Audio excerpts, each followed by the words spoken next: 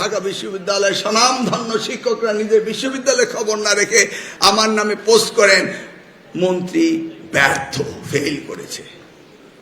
আরে ভাই, আপনার ইউনিভার্সিটিতে কিউএস রেটিং এ ড্রপ করছে, সেইটা আপনি আপনার ডিপার্টমেন্টের ছেলেদের খাতা দেখতেন না, এখন শিক্ষকরা মন্ত্রীদের খাতা দেখা শুরু করে দিয়েছে।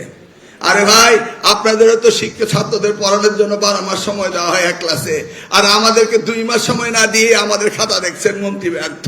আর সোশ্যাল মিডিয়া খুব ইন্টারেস্ট নিয়ে কথা বলছেন, মজার মজার রসিকতা করছেন না।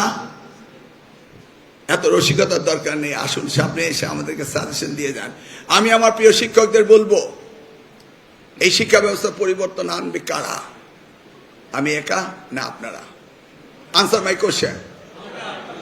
আপনাদেরকে প্রমিস করতে হবে, পাস্ট ইজ পাস্ট।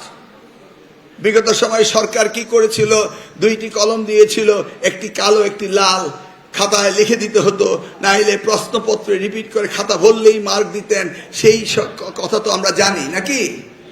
এখন তো আমরা তা বলছি না। আপনার সন্তানকে, আপনার দেশকে গড়তেই হবে।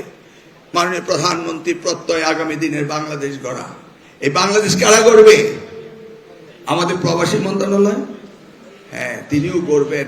আমি যদি ওনাকে সাপ্লাই দিই ঠিক মতো, আমি যদি টেকনিক্যাল হ্যান্ড তৈরি করে দেই, তাহলে প্রবাসী মন্ত্রণালয় বাংলাদেশ গড়ার জন্য রেমিটেন্স আনতে পারবেন।